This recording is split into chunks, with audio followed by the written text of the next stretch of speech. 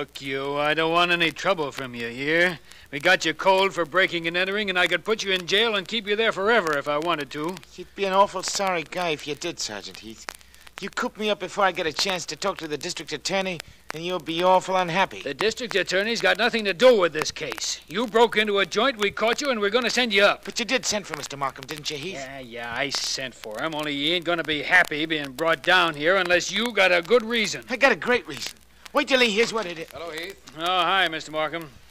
You asked me to come down here. I'm here. Suppose you tell me what this is about. D.A., this punk here, he's Joe Farrell, said he had something hot to tell you. What is it, Farrell? Well, D.A., I want you to go easy on me on a kind of, I got a trade to make. What kind of a trade? I don't like crowds, D.A. This room is too crowded with Heath here. Huh? Ask him maybe if he'd like to hop into the other room for a minute. Heath? Okay. But this stooge better have something to say to you. I'll be right next door, Mr. Markham. Thank you, Sergeant. Well, Farrell? D.A., listen. The cops have got me cold on a burglary rap. Okay, I ain't looking to crawl out of that. Only I want him to go as light as possible. I should think you would. I got information I'll hand you if there ain't too much pressure put on me by Heath. We can't make any trades with criminals, Farrell. Although if you know something that might help us, perhaps the judge might be lenient if you throw yourself on the mercy of the court. Yeah, that's okay by me. Listen, Markham, here's the dope. You know the City Museum? Very well. Okay. Well, the museum gets a big shipment from some foreign country. I ain't sure where. And it comes in this afternoon. It comes from some collector who died and willed the whole thing to the joint. Well? Well, one of the things that the museum is gonna get ain't what it seems to be. It looks like something, only it ain't what it looks like. You understand? No, I don't. Okay, I'll hand it to you this way. There's maybe 6 or 8 things in that collection. Mostly statues and stuff. Only there's something about one of the statues. Really? What? I don't know. It's junk as far as I could find out. All I know is this, that there's guys in town that want that statue, and they want it bad enough to kill for it.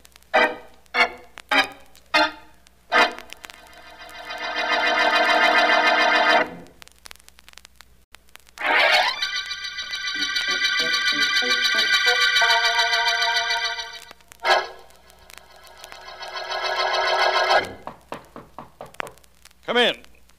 Come in, sir. Master, it is here. It is here. Well, talk, man. Talk. Tell me everything about it.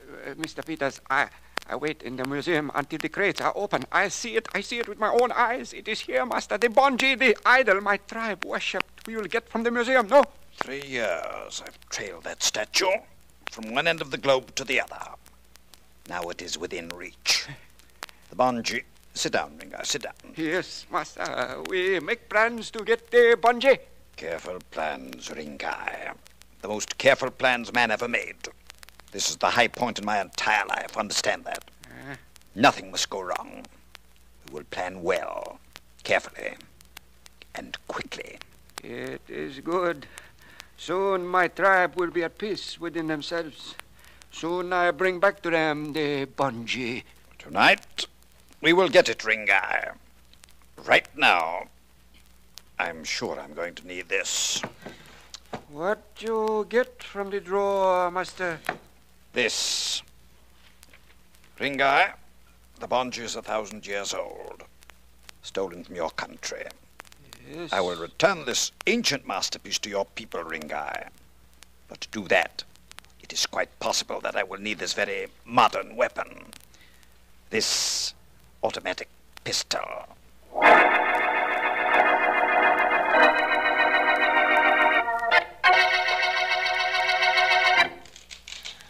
All day I do nothing but open these crates.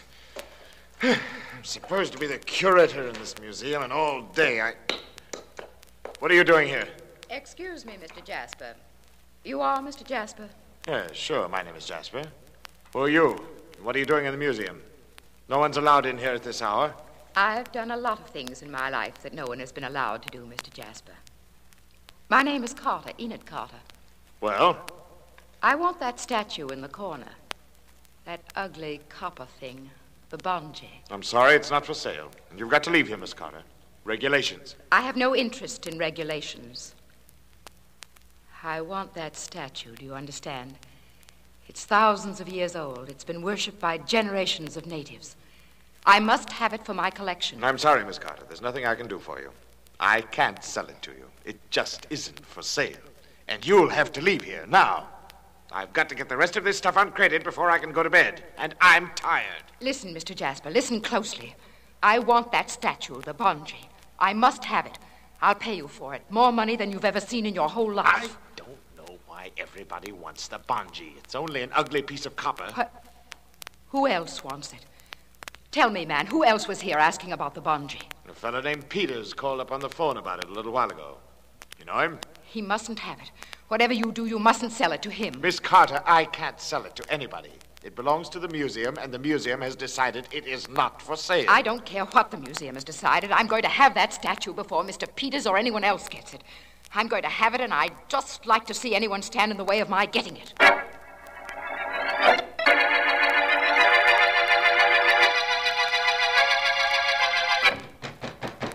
Come in! Come in! Will you stop banging on that door at this hour of the night? Hurry, please, hurry. Well, what is it? What's the idea of waking me up at this hour? You're Mr. Jasper, the curator of this museum? Yes, what about it? You woke me up, do you realize that? I tried to wake you. I've been banging on the door for 20 minutes. I sleep upstairs. What do you expect me to do? Apologize for not being awake at this time of night? What is it you want? Oh, Mr. Jasper, I'm Maurice Abbott, the art dealer. You know my gallery on Madison Avenue. Yes, well? You have an ugly copper statue here, valueless except as a relic of native rituals.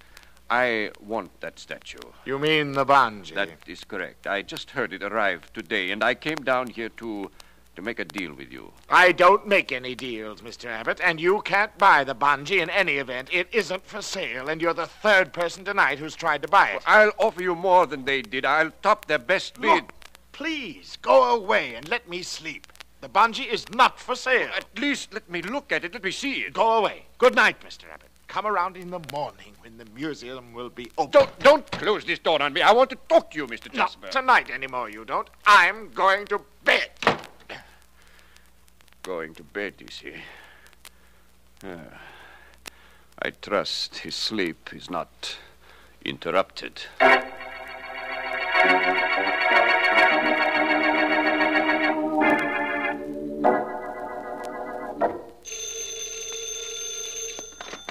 Philo Vance speaking. Vance Markham. Well, hello, Markham.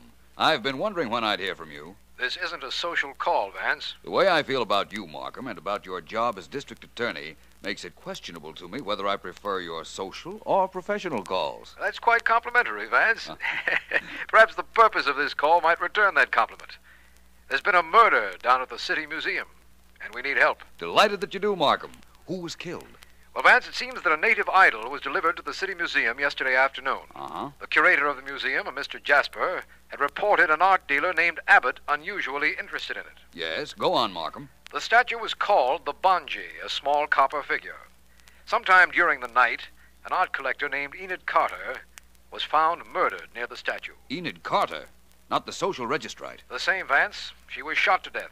Well, Now, what she was doing there or who killed her, we don't know. is there anything about the case the police do know, Markham? Yes. A stool pigeon Sergeant Heath picked up yesterday told me that he knew there would be an attempt to steal one of the pieces in the museum. Really? Well, perhaps Miss Carter interrupted someone's plans, and in the interrupting met her death. Well, that seems reasonable, Vance. Will you meet me at the museum? Will I, Markham? I assure you nothing can keep me from keeping that meeting.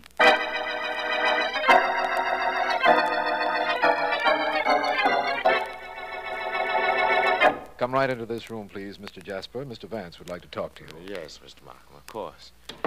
Hello, Mr. Jasper. Please sit down. Thank you, Mr. Vance. I've been looking over your papers on that shipment that came to this museum yesterday, Mr. Jasper. I think the statues, or rather one statue, has a direct bearing on the death of Miss Carter. Well, she probably broke in here last night after the museum was closed, Mr. Vance. I know there was no one here when we locked up. How she got in or why, Mr. Jasper, may or may not be important. Markham, did you ever hear of the bungee before today? No, Vance, I'm sorry I didn't. If Mr. Jasper will correct me if I go too far astray. Yes, of course. The bungee was a native idol stolen from a tribe many years ago. According to these papers which arrived with the bungee, it is copper, stands 3 feet high on a base a foot square, and weighs 3,500 pounds. Rather heavy, I'd say. Copper is quite heavy. Have you anything to add to what I've said, Mr. Jasper? No, I think not. Except that Mr. Abbott, the art dealer, was very insistent on purchasing the bungee. I've already told Vance that. And now, Vance, I know you haven't seen the statue yet, but have you anything to tell us? I think so. I think I can tell you why the bungee was wanted, and in so doing, tell you the reason Miss Carter was killed. You know that, Mr. Vance? Vance, you can't possibly. You haven't even seen the statue or the body. That's true. I didn't look at the body because Sergeant Heath had already examined it, and Sergeant Heath is very thorough. I didn't see the bungee because there was no need to see it. You see, I know that it wasn't copper at all, but solid gold. Gold? You know the bungee is gold, Vance. How could you possibly know that? By the weight, Markham. A statue 3 feet high and 1 foot square makes 3 cubic feet of statue. Copper weighs 500 pounds a cubic foot. Then if the bungee were copper, it should weigh 1,500 pounds. That's right. But the bungee weighs 3,500 pounds. Therefore, it isn't copper. Gold weighs approximately 2.5 times as much as copper, hence my deduction. Vance, when will you ever stop astounding me? Never, I hope. Now let's look at the bungee and see whether... What's that? Shots, undoubtedly. Sergeant Heath or his men are shooting at something. Come on, Vance. I'm right with you, Markham. There's Heath at the window, firing at something on the outside. Yes, I know. Heath, Sergeant Heath, what's happened? They got away, D.A. Hello, Vance. Hello, Heath. Who was it got away? Search me. 2 guys must have been hiding in this joint and thought they saw a chance to sneak out the window a couple of minutes ago. I spotted them, yelled to them to stop, but they wouldn't, so I fired at them. Did you hit them, Heath? No, I don't think so. I think they made it okay. I saw them get in their car and beat it. Well, things certainly are getting complicated on this case, aren't they, Vance? Quite a bit. Complicated for you, Vance? What should I say? Wait till the papers hear about this. Imagine what happens to me when I gotta tell them that Miss Carter's murderers were here, sneaked right out under my nose, and I can't find them. Well, if that's all that's troubling you, Heath, forget it. Huh? When the reporters ask about the shooting, tell them just one thing, and they won't annoy you any further. What's that one thing? Mr. Markham can probably tell you. Can you, Markham? Why, yes. Only for the life of me, I don't know how you can do it. Heath, tell the reporters that Philo Vance can produce the 2 men who just escaped from this museum. Is that right, Vance? Yes, Markham. That is precisely what I want Heath to tell the reporters.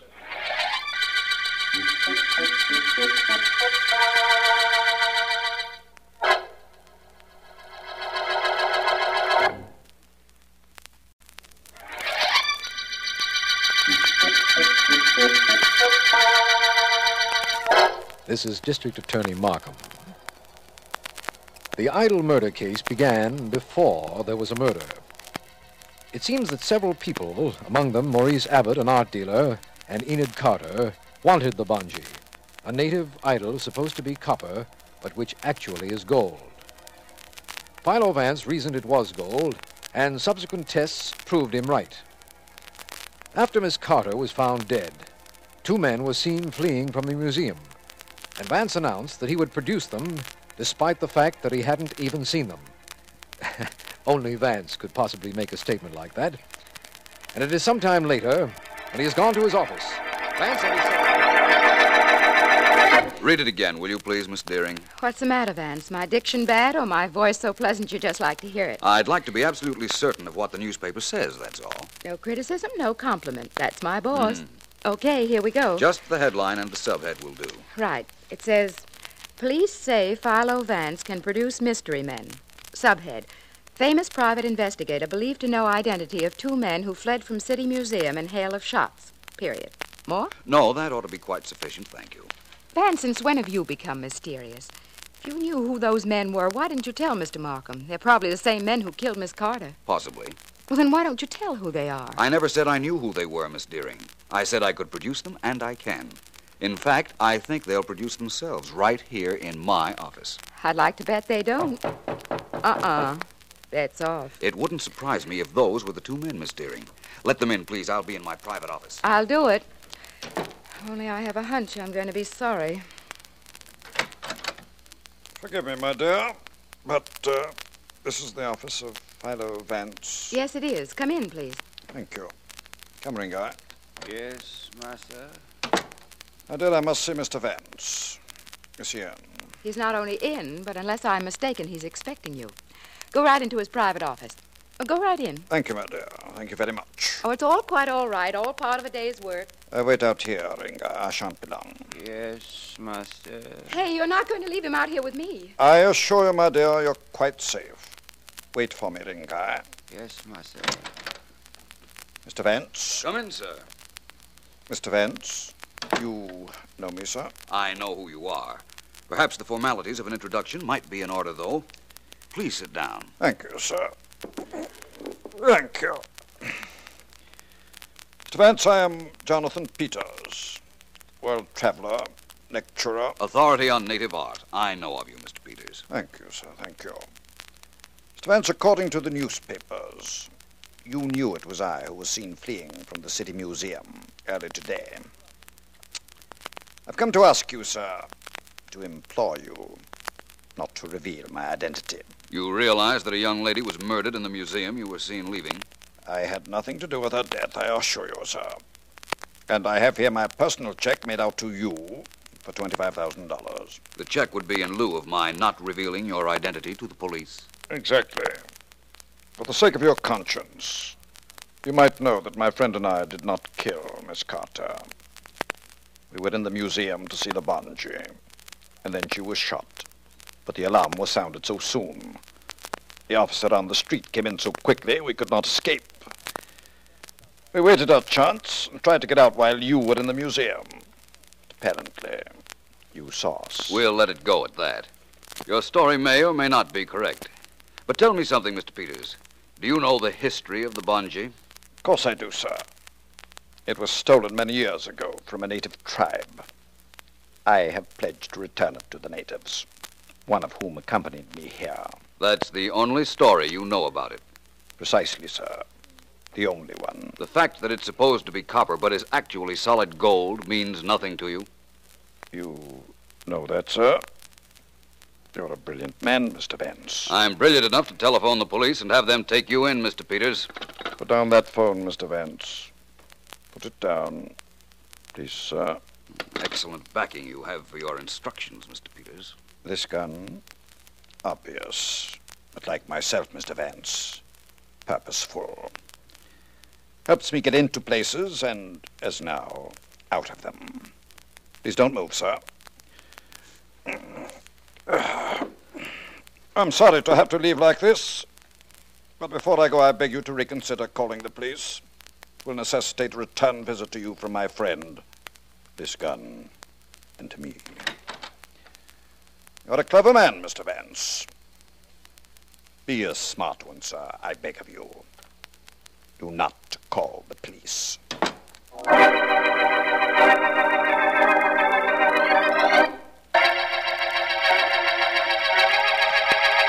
Do you deny, Mr. Abbott, that you threatened the museum curator, Mr. Jasper, when he would not sell the bungee to you for your gallery? Well, do you? I have nothing to say, Mr. Markham. You will have something to say, I'm sure, Mr. Abbott. Mr. Jasper here is ready to swear you first tried to bribe him, and then you threatened him when he told you he could not sell you the bungee. Yes, he did. I swear he did, Mr. Markham. Very well, I did try to bribe Jasper here, and I did threaten him. I wanted that statue. No doubt you did, Mr. Abbott. Oh, hello, Vance. Hello, Markham. Mr. Jasper, Mr. Abbott. Mr. Vance. Well, Markham, we're approaching what in Western moving pictures is generally referred to as a showdown.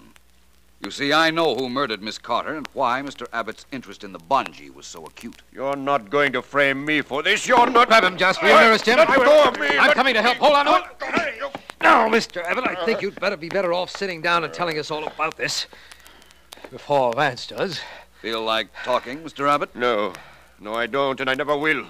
Go ahead if you can prove I killed Enid Carter. I dare you. Try to prove I murdered her.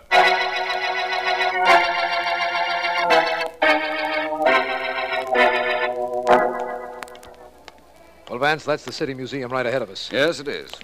You didn't ask Sergeant Heath and me to come here with you merely as bodyguards, did you? No, Markham, I didn't. Well, I'm glad of that. I'd like to put this body of mine in a big bed and guard it with a couple of blankets. No lullaby, Heath. Golf. Vance, why did you have the City Museum closed to the public for the past few hours? Obviously, because I wanted no one to be there except whoever it is who will try to steal the bungee. Somebody's going to try to steal that statue tonight? Perhaps. They know the museum is unguarded, and I believe that time is a factor, and the attempt will be made tonight. You have the door key, Markham. Yes, of course, right here. Open it quietly, please. All right. If I'm not mistaken, we are about to interrupt the theft of the bungee. Hey, wait a minute. You can't know that. I don't know it, Heath, but I merely think it. I believe I saw a flashlight hit a window a second ago. A flashlight carried by somebody inside the museum. Well, Markham? I'm a little slow because I'm trying to do this as quietly as possible. There. Here we are. Vance. I see it, Markham. The flashlight at the other end of this hall. Close the door, Heath, please. Quietly. I've got my finger on the light switch. Right. What's that noise, Vance? Winches, Markham. The bungee is heavy and unwieldy and has to be raised mechanically. Well, Heath, I think we're about to catch our thief. Same guy who murdered that Enid Carter dame? Perhaps. Ready, Heath? Me and my gun are both ready. Throw the switch, Vance. Here goes. Stand where you are, whoever you are, or I fire. Come on, Markham, Vance. Who is it, Vance? Can you make him out? I know who he is, but that body on the floor in the corner... Okay, you. Get your hands up and turn this way. Get him up. All right. Only don't shoot. It's Jasper, the curator of this museum, Vance. I knew that. I'm much more interested in this body. Markham, it's Jonathan Peters. What? He's still breathing. Heath, keep Jasper covered. Right. Come over here, Markham. I'm with you, Vance. He's dying. I know he's dying, but I didn't kill him. I swear I didn't kill him. Shut up, you. We got you cold trying to steal the statue, ain't we? Yes, maybe you have, but that man is dying, only I didn't kill him. I found him that way when I came down here a little while ago. All right, Jasper, we'll get to you later. Something. I think Mr. Peters is trying to say something, Markham. Bend down here with me. Right. I can't. Hello, Mr. Peters. How are you, Vance? You find me in a sorry state, sir. A sorry state indeed. Who did this to you, Mr. Peters? That native boy I had with me, Ringai, he found I was trying to obtain the bungee. Not for his tribe, but for myself. We'll pick that boy up in a hurry, Vance. Is there anything we can do for you, Mr. Peters? For me, sir, nothing. This is not quite the idea of the way I should prefer to die. So near to a fabulous fortune. So very near. But fate has made a decision. And I shall abide by it, gentlemen. Yes, I shall abide. He's gone, Markham. Yes. And I believe you can charge Mr. Jasper here with murder. I? Well, you know I didn't kill him. He told you that. I heard him. You don't believe I killed him, do you? You can't. I didn't say you killed him, Mr. Jasper. I said you could be charged with murder. You see, I've known all along you killed Enid Carter.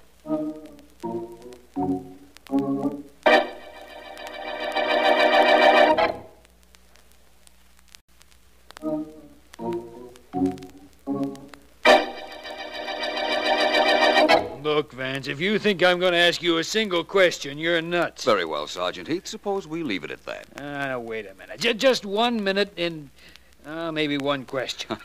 How did you know Jasper killed that Miss Carter? Well, Heath, I'll tell you. To begin with, he knew the weight of that statue, the bungee.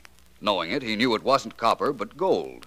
And, as such, worth a fortune. That still don't tell me where Miss Carter comes in, or that Peters guy and his stooge either, or Abbott. They all come in together, Heath. They all wanted the bungee. Miss Carter wanted it so much that the night of her death, she came to the museum to make a deal with Jasper to steal it. But apparently she came into the museum while Mr. Jasper was trying to do that very thing for himself, and she caught him at it. Yeah, but Peters and the native were there, too. That's right. But fortunately for them, they hadn't gotten into the room where the bungee was kept. They were in another room when they heard shots. A policeman came tearing in, discovered the body, and they couldn't get out until the next day. You see, they were hiding in the museum. Yeah, but if they couldn't get out, how could the murderer? He couldn't either. That's how I knew it was Jasper. His living quarters were upstairs. He got up there in time to be presumably awakened by the police. And Abbott, the art dealer? Completely innocent, although he was working for Peters. And Peters had threatened his life if Abbott revealed Peters' identity to us. That accounts for his attitude while we were questioning him earlier today. Yeah, I guess it does. Hey, Vance, I promised you I wouldn't ask any questions. I bet I asked a million, huh? It's all right, Heath. I enjoyed answering them. I like to make statements, you see. Statements such as, this is the end of the Ido Murder Case.